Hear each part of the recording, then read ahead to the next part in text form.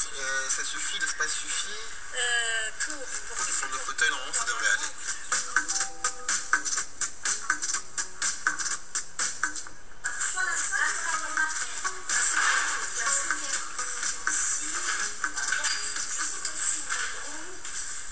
Alors je suis avec Madame Dabi Amdahi. Voilà, je me retrouve du coup dans une salle de classe. Oui, c'est une salle de formation, effectivement. C'est la deuxième salle informatique qui est baptisée Oscar Niemeyer parce que c'est un architecte qui est très actif, qui a beaucoup travaillé pour l'Algérie et qui est décédé il y a plus de 100 ans.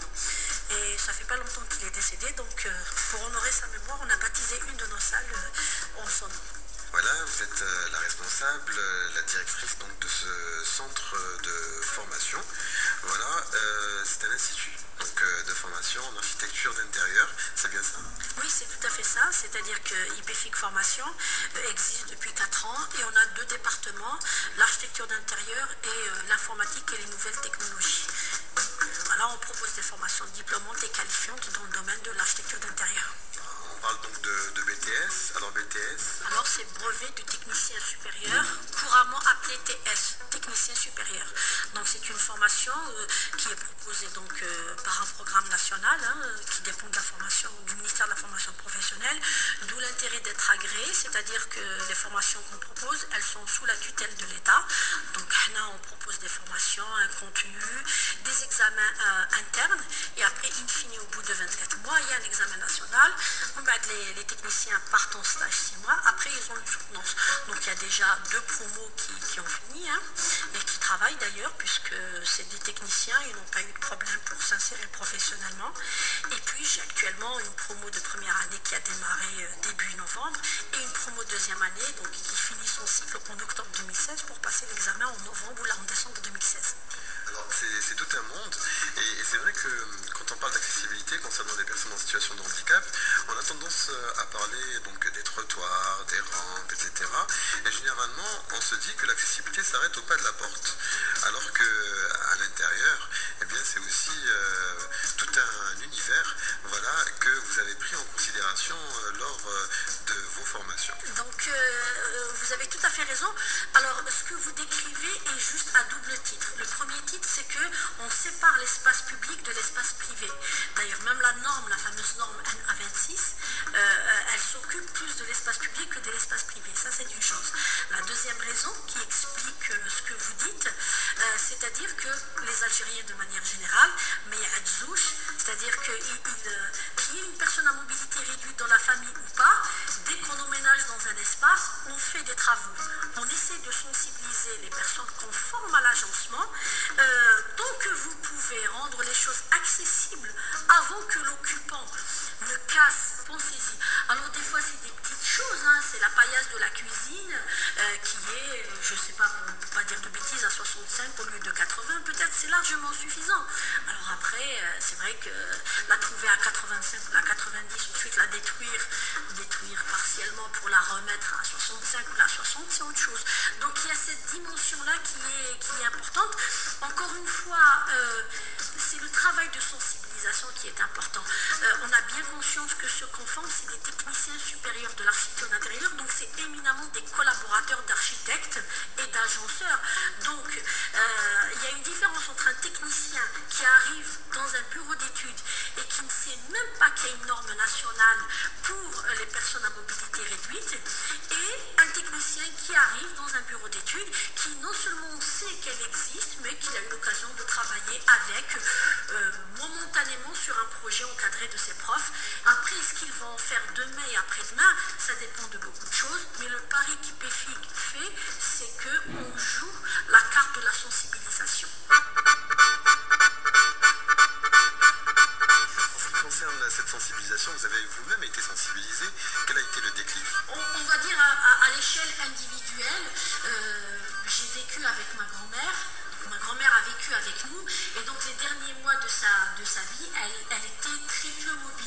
Et donc les gestes du quotidien ne sont pas évidents comme celui d'un rayon de giration du du fauteuil roulant pour aller par exemple de la chambre à la salle de bain. Ça c'est une prise de conscience. Après j'ai eu la chance d'être étudiante en architecture d'intérieur, donc en deuxième, enfin étudiante en architecture à l'époque. Et donc le programme de la deuxième année c'est exclusivement des habitations individuelles, collectives ou semi-collectives. C'est une prise de conscience, on va dire, elle est pas incitative, c'est vrai, mais quand même on a un exercice où voilà, le rez-de-chaussée quand même doit être accessible et après il y a des choses qui doivent fonctionner. Mais le réel déclic, on va dire, de la prise de conscience d'IPFIG en tant qu'institut qui forme de futurs techniciens, c'est en participant au salon de la formation continue en juin 2014.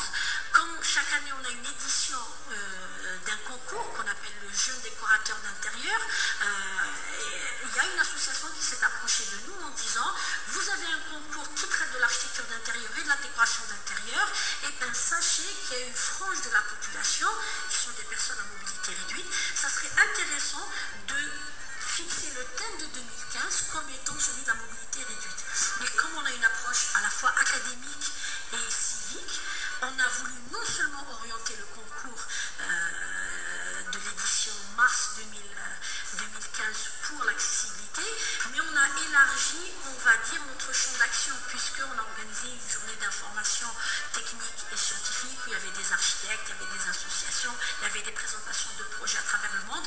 Et mieux que ça, puisqu'aujourd'hui on travaille en interface avec la Fédération algérienne des personnes handicapées et les architectes professionnels, où on essaye, enfin on a mis en place une commission qui va être active dans le sens où elle va faire des recommandations, elle va regarder les projets de près, parce que le vrai problème de cette dimension, c'est que le non-respect de la norme d'accessibilité n'est pas bloquant.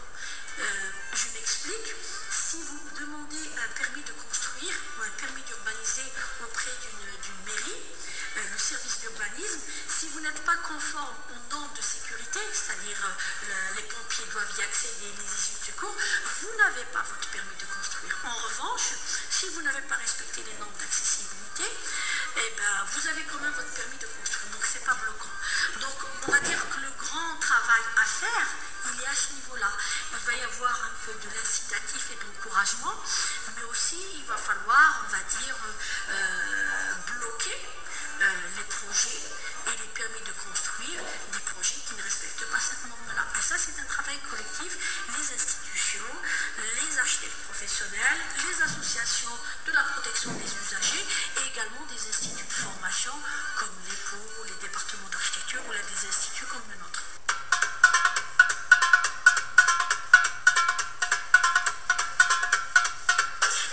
J'ai la chance d'être avec des étudiants au niveau de l'Institut et puis on va pouvoir un petit peu faire connaissance avec eux et on va commencer à aller de droite à gauche, honneur aux filles. Comment ça va? Bonjour. Tu t'appelles comment? Je m'appelle Ikram. Ah, t'apprends beaucoup de choses? Oui. Ok, allez, on continue. Comment ça va toi? Ça va, super. Et vous? Oui, très très bien. Tu t'appelles comment? Imen, deuxième année. La Roumriem. Voilà, BTS en architecture d'intérieur. Deuxième année. Lilia Bourras. Moi aussi, je suis en deuxième année. Ça se passe très bien aussi. Bonjour, moi c'est Amin. Moi je m'appelle Elio Mathias. Moi c'est Ryan Abouchawish. Je suis en deuxième année architecture. Tahar Yassine qui est en deuxième année architecture. C'est toute la classe qui est réunie. C'est toute la classe. Alors là, c'est la pause, je pense. Hein. Vous étiez... Qu'est-ce que vous étiez en train de faire là tout de suite? On était sur Revit. C'est un logiciel, voilà. C'est un logiciel de 3D. Donc on était en train de faire un exercice sur les sites topographiques. Et alors, avant d'entamer le sujet, en tant qu'étudiant, qu'est-ce qui vous a poussé à entreprendre ces études-là? La passion de l'architecture et de l'intérieur en même temps. Le design et tout ce qui va avec, la décoration. Il y a le côté aussi artistique. Voilà, exactement, effectivement, il y a le côté artistique parce qu'on s'occupe de chaque petit détail d'un intérieur, des maisons, d'un magasin, d'une entreprise, des sièges, ça dépend. Voilà. C'est notre travail. Alors, est-ce que vous sentez qu'en étant de futurs techniciens, vous avez aussi une responsabilité, vous allez peut-être avoir un impact sur des futures constructions On l'espère bien, on va bien changer les choses, oui. surtout en Algérie. Il y a un manque d'architectes d'intérieur, déjà il n'y en a pas beaucoup. On est parmi les premiers qui font ça. Donc, du coup on espère vraiment changer beaucoup de choses pour améliorer déjà notre pays et le style standard surtout. Voilà. On est en manque de folie, de modernité et d'artistes plutôt. On est en manque d'artistes. Alors, vous avez, durant votre formation, participé donc à un concours, vous avez été sensibilisé à cette fameuse norme. Est-ce que vous pouvez m'en parler? Alors déjà, on avait commencé avec notre prof de dessin. Elle avait demandé à faire des recherches sur le sujet et tout ça. On a chacun choisi un espace dans un intérieur, vu que notre travail c'est ça, c'est l'architecture d'intérieur et tout. Donc par exemple moi, j'ai fait avec ma binôme. On a fait le salon, salle à manger et le confort intérieur. Et bon, pour ça, déjà, on a su que c'était un peu différent par rapport aux personnes normales, qu'il fallait vraiment s'adapter à... On est plus intéressé par rapport aux meubles. Donc du coup, on a su qu'on pouvait vraiment avoir des meubles qui conviennent au confort des deux personnes. Donc du coup ça c'était vraiment sympa à faire. On a créé des meubles, un intérieur assez sympa, le salon, comme la cuisine aussi.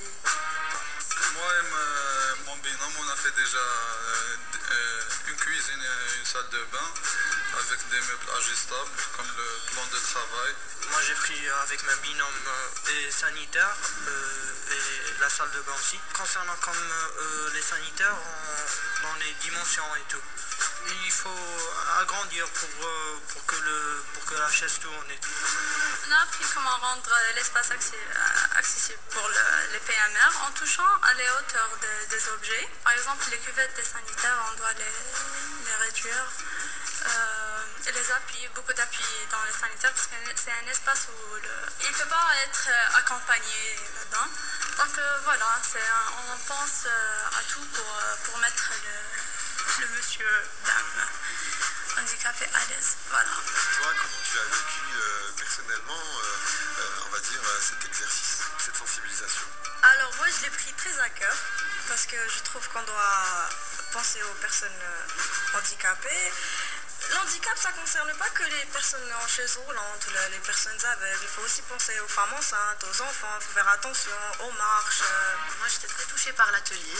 Donc, on était nombreux à ne pas être au courant de cette réglementation.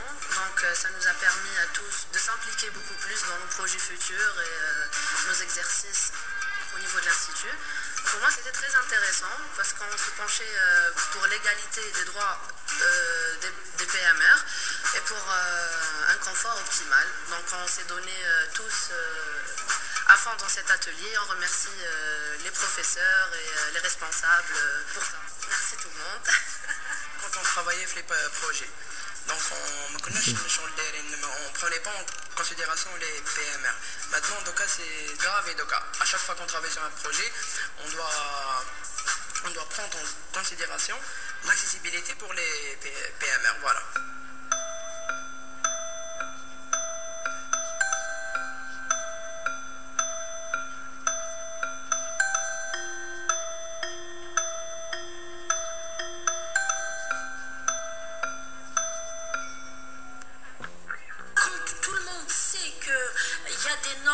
Respecter et qu'il y a une frange de la population qu'il faut respecter et avec laquelle il faut composer, et ben c'est déjà un pari gagné pour les professionnels de la formation comme nous. Déjà on commence à remarquer le manque d'application de cette c'est ça, dans la vie courante et tout, dans les structures publiques, etc. Surtout dans le métro d'Alger. Les trottoirs. Ouais.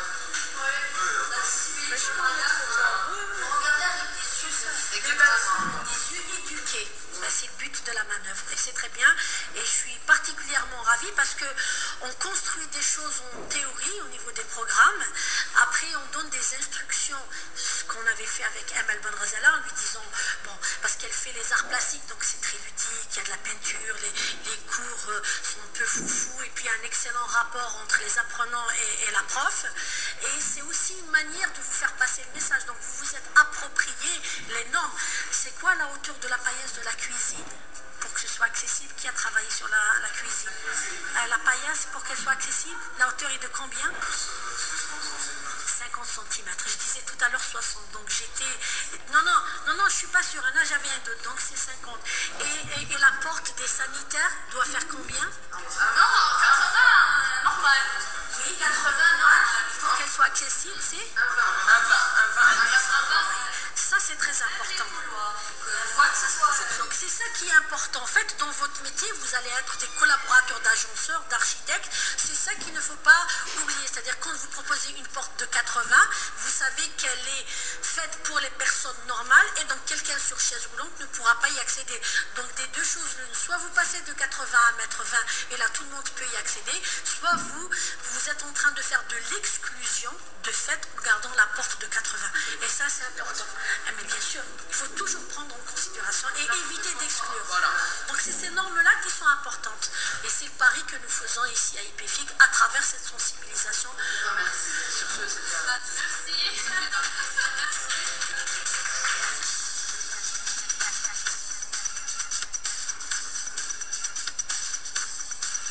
À bras le corps de Yazida Eid Hamadouche dans ce reportage qui ce matin nous a emmené à la rencontre de ces étudiants qui ont inculqué donc dans leur conception cette norme internationale. Yazida Eid Hamadouche, juste pour un